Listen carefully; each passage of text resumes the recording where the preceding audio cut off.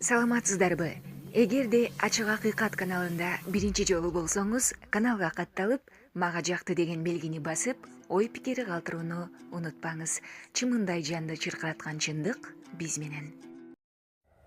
Урматтуу соцсеттеги достор, апалар, эжелер, ассаламу алейкум. Мен да кечирээк түнү көрүп калдым. Сыймык Жапикеевдин Адахан Кимсамбаевичке болгон кароолоо пиарынчы. Мен да өз ой пикиримди мыйзамда жазылды. Ар бир адам өз ой пикирин айтканга толук укуктуу. Ошо мыйзамдын укугунан пайдаланып, мен да өз оюмду, пикиримди билдиргим келди. Эми урматтуу Сыймык Жапикеев, силер Адахан Кимсамбаевичти каралап, силер анын электораттарын, шайлоочуларын жок кыла албайсыңар. Анан кийин ошо каркыра, өзү баш шайлоого жакын башталган ошо каркыра башталат. Ошонун жана 1-2, 3, 4, 5 сериясы болчу. Силер да бир сериясын аткарып атасыңар да. Сен ошол мыйзамдын чегинде жүргөн киши катары, мыйзамдын үстүндө иштеп жүргөн киши катары, сен каркыра менен каркыранын казактар менен кыргыздардын ортосунда болгон договорду билбесең, сен айбан эле экенсиң, мындай эле айтайын, бетиң эле. Айбан эле экенсиң. Сен эгерде чындыкты чыркыратып айтам десең, элге жеткизем десең, эркекче чыгып туруп, ошо договорду окуп берип койбойт белең. Эгерде сен билбесең, мен айтып коеюн. Каркыра өзү 60 000 гектардан ашуун жер, тоолуу жер. Анын 625 гектар жери бул илгертен талаш маселе болуп келген. Анан бул 625 гектарды биз казактарга берип, казактардын 1136 гектары Иирусу Кылчыкбай дарыясын бойлогон жайыттарды биздин саруулуктарга ыңгайлуу дегенден алганбыз да. Биз утканбыз да, 500 гектар ашык жерди утканбыз да. Же билбейсиңерби аны? Адахан Кимсамбаевдин колдоочулар бул каркыранын эмесин баарын билип бүткөн. Мага ошо көлдүктү, личный көлдүктүктөр айткан, эң туура эле чечим болгон деп. Чолпон Баекованы апчык.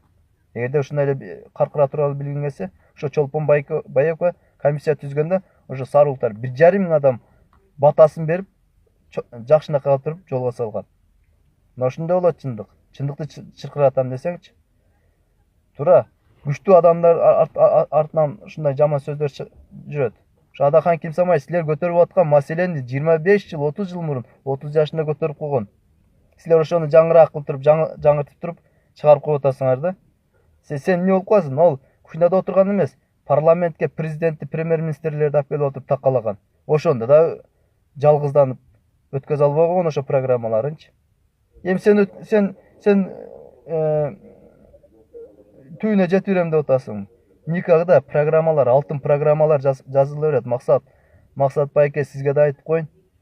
Программаларыңар алтындан жазбайсыңар. Эч качан өтпөйт. Эгерде программалар ишке ашса, Мадымаров менен Садыр Жапаров Ашыратович жалгыз тепкиге калган. Мына ушун чынында ушу чоң казатта ушу эки инсан гана күрөшүп келатат. Силер чоң казан элесиңер, кухняда отуруп алып, пияз менен боорду куруп коюп жеп отурасыңар да. Антип адамны силер Адахан Кимсамбаевдин абийирин төгөмдөп атып, өзүңөрдүн абийириңерди төгүп алдыңар. Эркек болула да майдаланбай.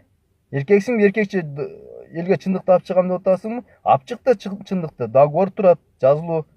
Апчык вициктин эмесин окуп бер. Мындан да болгон экен элдер. Каркыра тууралуу маселе жок экен. Эч качан маселе болгон эмес экен. Болбойт бул деп эле айт да. Билем мен ал каркыра тууралуу видео роликтерди чыгарышып, жасап чыгарышкан. Сен мыйзам үстүндө иштеген адамсың го прокуратурада. Кандай билбей калдың сен?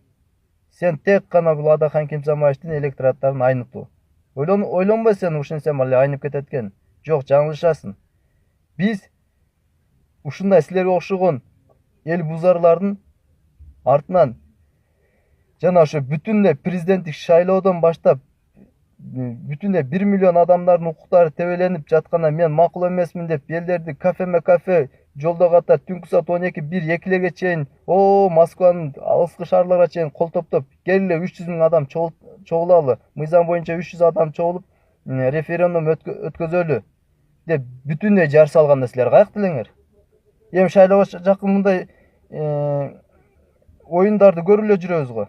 Мындай оюндардын бири силер болуп калдыңар да, оюнчулар. Ушинтип ойнойсуңар. Же либо акчага ойноп атасыңар, же либо бир как-нибудь бир жерде мейлеп атасыңар да. Же бир жерде обещать этип койгон.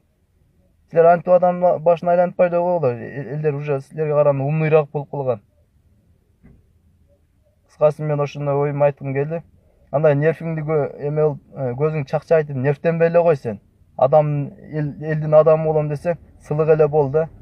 Сага ошо нервтенгендер далай болгон. Адахан Кинсамаевдин алдында азыр ассаламу алейкум чөгөлөп жүрүшөт.